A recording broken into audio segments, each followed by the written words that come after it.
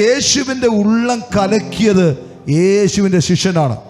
ഇന്ന് ഇവിടെ ഇരിക്കുന്ന പ്രിയപ്പെട്ടവരോട് ഞാൻ പറയട്ടെ, നിന്നെ അധികം ചതിച്ചത്, നീ ഏറ്റവും കൂടുതൽ സ്നേഹിച്ചവരാണ് നിന്നെ അധികം ചതിച്ചത്.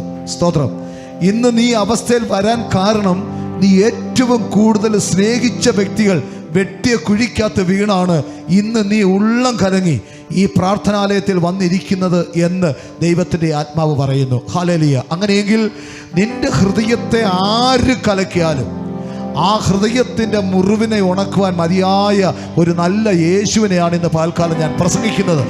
അതുകൊണ്ട് ഇന്ന് ഹൃദയം കലങ്ങി ആരെങ്കിലും ഇവിടെ വന്നിട്ടുണ്ടെങ്കിൽ ഒന്ന് മനസ്സിലാക്കുക, യേശു സ്നേഹിച്ച ശിഷ്യൻ പോലും യേശുവിൻ്റെ ഹൃദയത്തെ കലക്കിയെന്ന് യേശു പറയുന്നുവെങ്കിൽ, യേശുവിൻ ഹൃദയം കലങ്ങിയെങ്കിൽ നിന്റെ കൂടെ നിന്ന പലരും നിന്റെ ഹൃദയത്തെ കലക്കിയിട്ടുണ്ടാകാം.